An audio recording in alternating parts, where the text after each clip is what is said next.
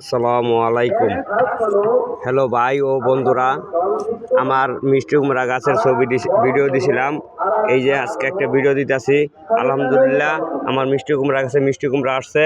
আপনারা দোয়া করেন মিষ্টি কুমড়া জানি বড় হয়, আল্লাহ জানি ভালো মতো দেয়।